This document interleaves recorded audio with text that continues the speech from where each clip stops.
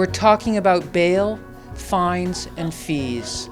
A roadmap to incarceration when poor people can't afford the bail, the fine, the fee that the judge sets or the law demands. What we mainly wanted to do is highlight what the main problems were and then how to address them. A lot of people are getting caught up in spending long periods of time in jail awaiting trial just because they can't afford to pay the bail. But they end up spending months in jail awaiting disposition for the mere fact that they're too poor to pay. We see people being held for lack of treatment beds, lack of alternatives, where there's lots of other social problems coming into our criminal justice system. We're seeing more people, frankly, with mental illness being held in jail. So we have a monetary system which inherently makes it unequal. Even though in the United States we're equal under the law, the data shows we're not treated that way. So we're looking to inform legislatures, policymakers about what could be done to replace cash bail. A lot of times people think you just get a lawyer for free and that court process is free, but many times it's not. There are fees, there are fines imposed very often that get people caught up in the criminal justice system, even if they're found not guilty, even if their case is dismissed. This is a structural problem that exists in our country and our state.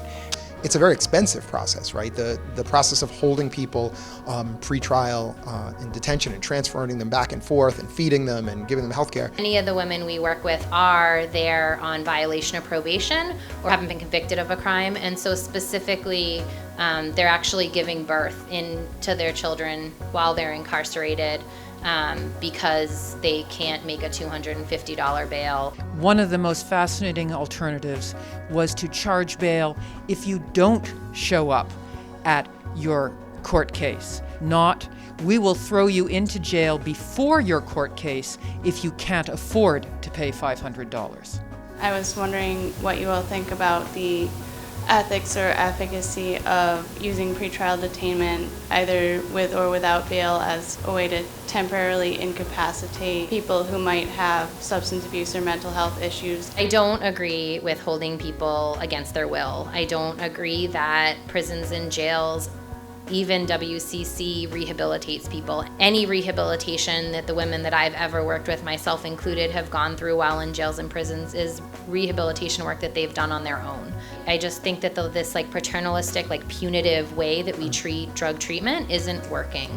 What would turn the roadmap to incarceration into a roadmap for justice? People need to form relationships with their legislators, your local legislators, because they do listen to you.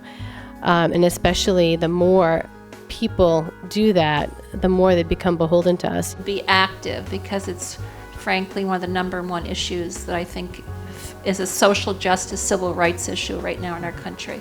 We need to believe that we can live in a society where people are treated justly and we can deal with people's mental health problems, psychological problems, and violence problems. That we can do that without, as you said, punishing people and punishing people again and punishing people again. When we can put our own experiences into a larger context of racism and systemic oppression, it really does help us to find our place. I'm really proud to work for ABCD right now. John Drew said that ABCD will make a $25,000 donation to the Mass Bail Fund. The Mass Bail Fund does two things. It actually posts bail to get people out, and it's a revolving fund, so it recycles its money when a person completes his case, someone else can be helped. We also work on legislative and legal issues. We will continue put on solutions as long as there are problems, which I believe we have enough of, and hopefully from that will become possibly public policy. I'm hopeful. The people who aren't able to afford bail are ABCD's people. They're human beings, they're poor, and our resources need to be their resources.